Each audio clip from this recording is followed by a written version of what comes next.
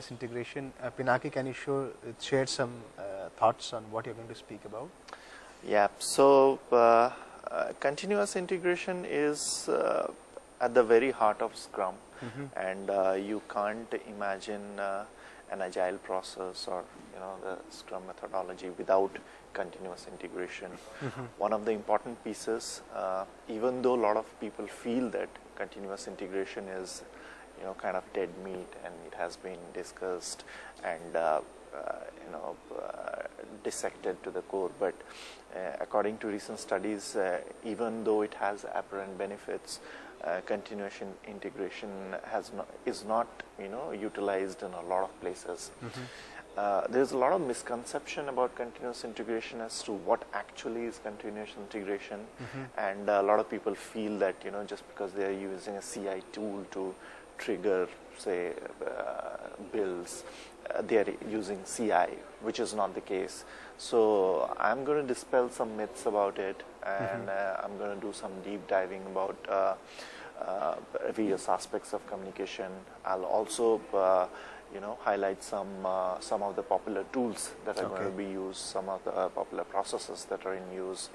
So hopefully the people coming to the conference will find it useful. So are there any open source tools also currently available as far as continuous integration is concerned, or? In fact, most of the popular tools that are widely used are all open source. So if you see, like, if you're talking about, say, version control, then Git is now one of the most popular tools that is available. In fact, CI servers, Jenkins is again one of the most popular tools that is used in the market. Apart from that, code analysis tools like Find Bugs, Sonar, which are the most popular tools that are used. They are again open source. A lot of other tools like artifact repositories like Artifactory are again open source. So you can design your end-to-end CI solution using only open source tools. So yeah, it's pretty cool, pretty exciting. A lot of so hopefully I'll be able to cover those things in the session. So Pinaki, we also know that you're a photographer by heart, right? And do you also use these practices while you go for your? So the unique thing about Agile is Agile can be implemented or is in your day-to-day life, in the things. So even though we are not implementing as Agile per se, but there are a lot of things that you do. So yeah, I do a bit of wildlife photography, and there are a lot of places that I do visit, I want to visit. So we do quite a bit of planning, like we decide on locations we want to go. So we have a list of items that we want to cover for the next year. We decide on what are the dates feasible holiday wise as well as weather wise, because in some parks on certain time of the year you have good opportunities to take photographs. So we plan our trips accordingly, and then there are a lot of things like deciding on itineraries, places to visit, tools, equipment, a lot of planning, a lot of, so yeah, some part of Agile is implemented in that as well. So and what is the feedback on the conference? How do you find this conference, and how has been your experience so far? One of the very awesome things that I have seen is the continuous feedback and the opportunity for people to give feedback. And there is a board here in which all the talks are listed out, and people can just come out of a session and give a thumbs up or some kind of feedback.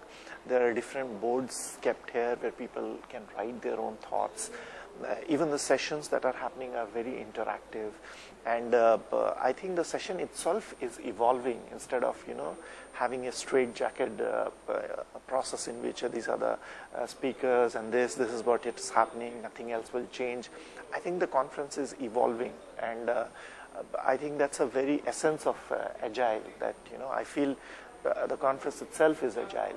and the fact that people are able to feedback, the fact that speakers are able to give runtime feedback, and they're able to meet whenever they see somebody has some something was not covered, or the talk didn't meet somebody's expectation.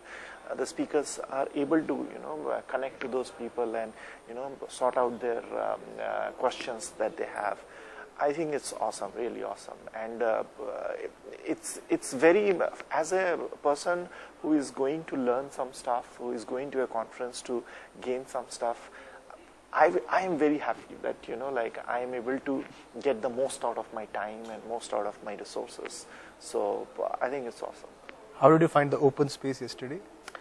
Open space was really awesome. I mean, I think it was a very unique thing.